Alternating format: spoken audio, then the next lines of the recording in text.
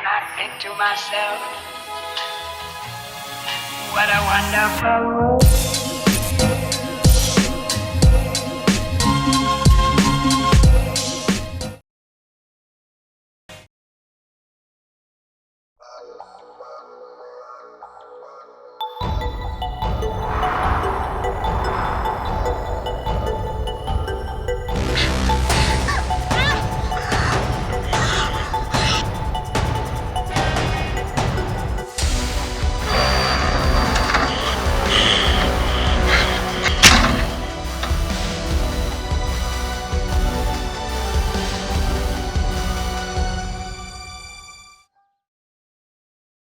Halo semuanya, selamat datang kembali di Story Film.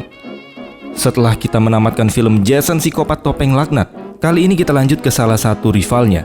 Siapa lagi kalau bukan Psikopat Topeng Pucat, alias Michael Myers, di film Halloween tahun 1978. Untuk film Halloween ternyata memiliki beberapa versi timeline cerita yang berbeda.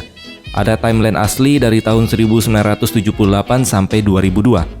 Ada timeline reboot dari Rob Zombie tahun 2007 sampai 2009. Dan ada timeline reboot versi yang baru dari tahun 2018 sampai 2022.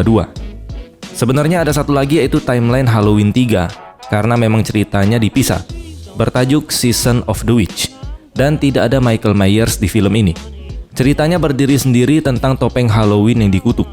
Jadi nanti jangan heran di timeline yang asli abis Halloween 2, kita langsung bahas yang keempat.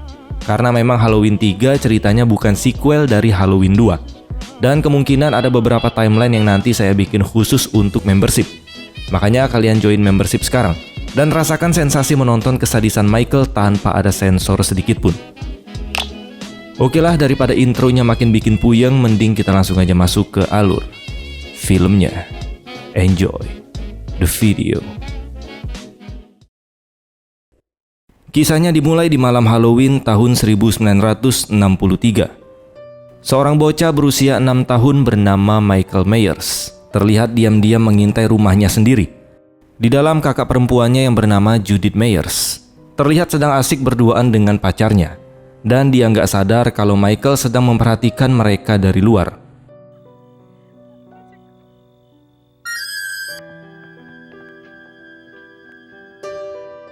Begitu pacar Judith pamit pulang, Michael langsung mengambil pisau dapur dan topeng badutnya. Lalu masuk ke kamar Judith, dan di sanalah dia menghabisi kakaknya sendiri tanpa alasan yang jelas. Singkat cerita, sejak malam itu Michael dikirim ke rumah sakit jiwa Smith Grove Sanitarium untuk direhabilitasi.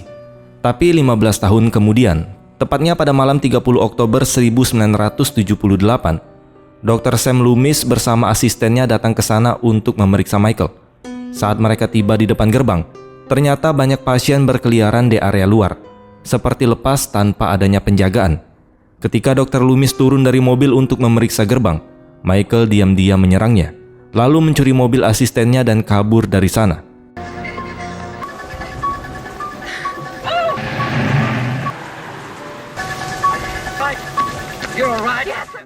Keesokan paginya di kota kecil Haddonfield, kita dikenalkan dengan Laurie Strode, seorang siswi SMA yang juga kerja sambilan sebagai babysitter.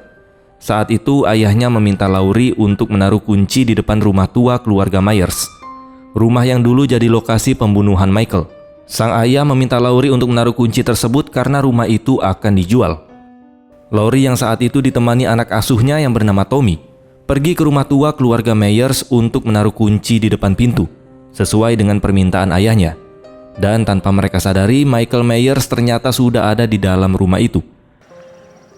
Yes, I am. There. Get out of the 6th grade. Bye. Sementara itu, Dr. Loomis yang sempat berdebat dengan rekannya di rumah sakit, akhirnya memutuskan untuk pergi ke Haddonfield dan dia yakin Michael pasti kembali ke rumah masa kecilnya.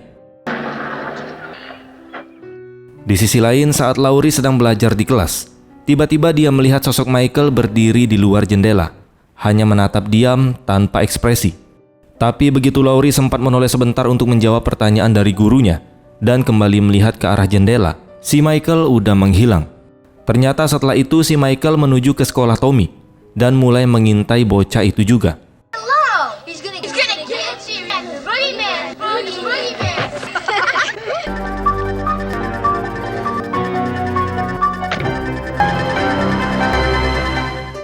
Sementara itu, Dr. Loomis sedang menelpon seseorang ketika tanpa sengaja dia melihat mobil milik asistennya, atau mobil yang sebelumnya dicuri oleh Michael, di mana mobil itu terparkir di pinggir jalan dekat lokasi dia berada. Saat diperiksa, Loomis menemukan baju pasien dari rumah sakit jiwa dan juga bungkus korek api yang sama seperti milik asistennya malam itu. Dari situ, Dr. Loomis makin yakin kalau Michael memang menuju Haddonfield. Di sisi lain, Laurie baru pulang sekolah bersama dua temannya, bernama Linda dan Annie. Saat mereka berjalan pulang, sebuah mobil melintas pelan di dekat mereka, dan tanpa mereka tahu itu adalah Michael Myers yang sedang mengintai dari dalam mobil. Salah satu dari mereka, yaitu si Annie, sempat berteriak dan memanggil pengemudi itu dengan sebutan kasar, tanpa sadar kalau ucapan itu bakal jadi kata-kata sial yang memanggil maut.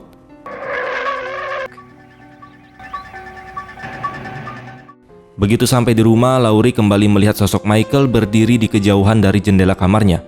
Pemandangan aneh yang singkat tapi cukup bikin dia mulai merasa was-was dan takut.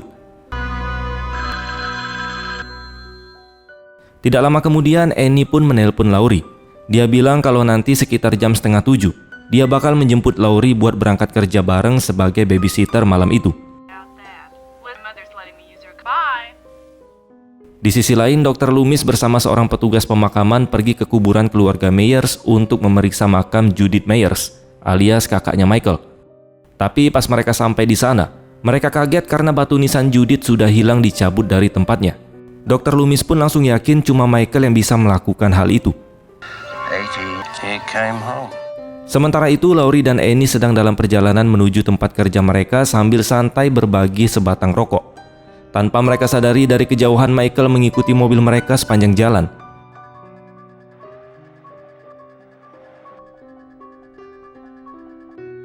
Malam itu mereka berdua bekerja sebagai babysitter. Laurie menjaga Tommy, sedangkan Annie menjaga Lindsay Wallace, yang rumahnya persis di seberang.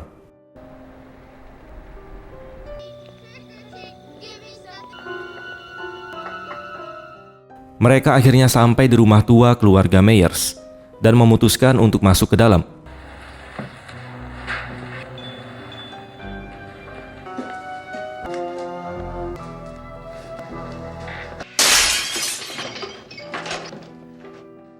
Loomis memilih menunggu di sana, berharap Michael akan kembali ke rumahnya.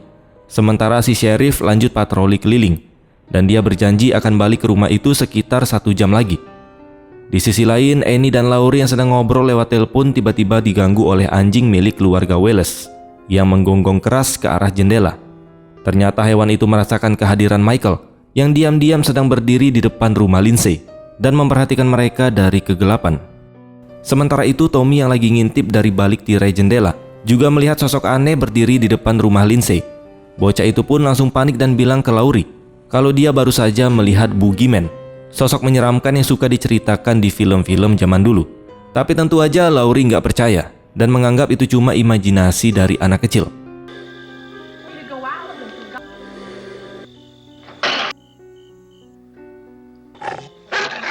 Never mind. Di sisi lain, Annie mendapat telepon dari pacarnya, yaitu Paul, yang minta untuk dijemput. Well, I can't come during the wash. Shut up, Tapi Lindsay nggak mau ikut dan lebih memilih nonton TV di rumah. I don't know. Well, come on, get your... Well, come... Akhirnya Annie minta bantuan Laurie buat menjaga Lindsay sebentar. Dengan sedikit bujukan, Laurie pun akhirnya setuju. Setelah itu, Annie kembali ke rumah keluarga Wallace untuk mengambil kunci mobil dan sedikit merapikan diri sebelum pergi ketemu pacarnya. Tapi saat dia masuk ke dalam mobil, suasana tiba-tiba jadi hening. Dia tidak sadar kalau si Michael ternyata sudah bersembunyi di kursi belakang. Dan dalam sekejap,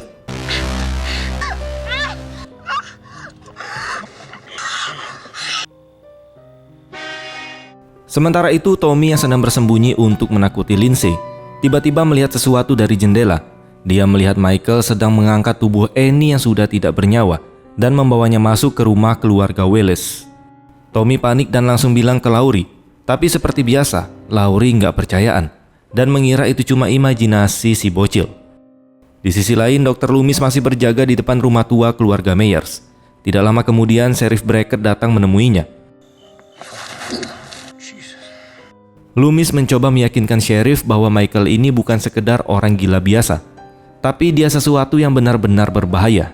Meski awalnya ragu, Sheriff akhirnya setuju untuk menemani Loomis berjaga semalaman di rumah itu. Sementara di tempat lain, Linda bersama pacarnya yang bernama Bob datang ke rumah Wallace untuk mencari Annie.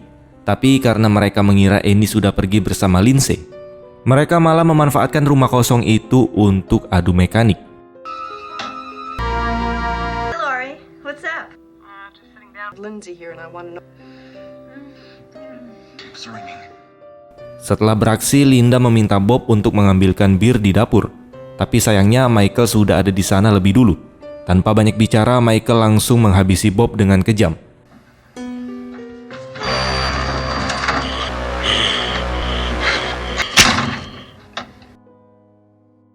Tak lama setelah itu, Michael mendatangi Linda sambil menyamar jadi hantu dengan memakai spray putih dan kacamata Bob. Linda mengira itu cuma lelucon dari Bob yang mau menakut-nakutinya. Tapi ternyata itu adalah si Michael. What's the matter? Can I get your ghost, Bob? Linda yang mulai kesal akibat Bob, akhirnya dia pun menelpon Laurie untuk nanyain kabar Annie dan juga Paul. Tapi saat Linda lagi asik ngobrol lewat telepon, tiba-tiba dari belakang muncul si Michael. Dan tanpa suara dia langsung melilitkan kabel telepon ke leher Linda dan mencekiknya sampai tewas. Sementara Laurie yang di seberang sana cuma bisa mendengar suara aneh dari telepon sebelum sambungan tersebut terputus. Di sisi lain, Dr. Loomis masih berkeliling dan tiba-tiba melihat mobil yang dia kenali. Loomis pun langsung mengeceknya dan mulai menyusuri area sekitar, berharap bisa menemukan Michael di sana. Sementara itu, Laurie yang mulai curiga karena rumah seberang sudah menjadi sunyi. Akhirnya dia pun memutuskan untuk mengecek ke rumah keluarga Wallace. Linda? Dari luar, pintu belakang rumah terlihat terbuka. Jadi Laurie pun pelan-pelan masuk dan memeriksa ke setiap ruangan. Most definitely stopping now. Cut it out. Saat naik ke lantai atas dan membuka salah satu kamar, Laurie dibuat kaget bukan main. Di sana dia menemukan mayat teman-temannya dipajang dengan cara yang mengerikan.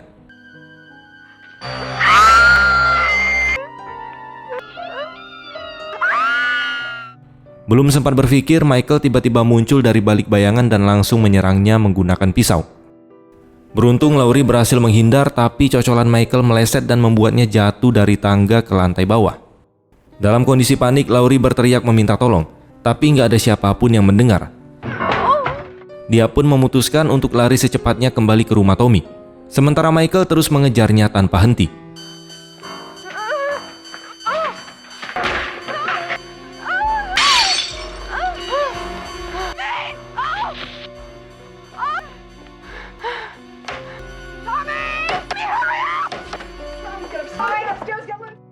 Dan saat Michael berhasil menemukan tempat persembunyiannya, Laurie langsung mencocolkan jarum itu ke lehernya.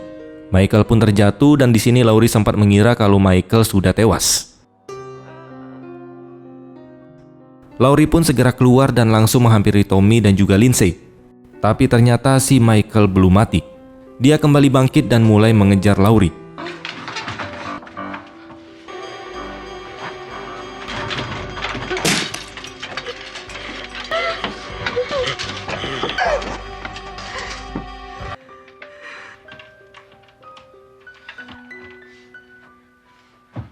Tommy, unlock the door. Just listen to me. Do as I say.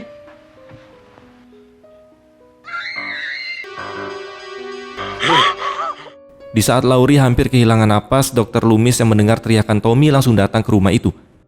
Dan tanpa ragu dia pun menembak Michael, hingga tubuhnya terjatuh dari balkon ke halaman bawah. Dr. Loomis menatap ke arah tubuh Michael yang tergeletak. Tapi saat dia melihat lagi beberapa detik kemudian, tubuh Michael sudah menghilang, meninggalkan misteri yang belum terpecahkan. Dan film pun selesai. Ending yang sangat memichaelkan. Tentu aja aura pembunuh yang ada di diri Michael nggak kalah kuat dibanding dengan Jason. Apalagi mereka ini sama-sama psikopat yang nggak banyak omong. Bagi kalian yang penasaran dengan lanjutan film si Michael Jackson, jangan lupa di subscribe aja biar nggak ketinggalan. Karena keseruan Michael mengejar korbannya masih panjang dan wajib banget diikutin. Terima kasih sudah menonton dan sampai jumpa di next video.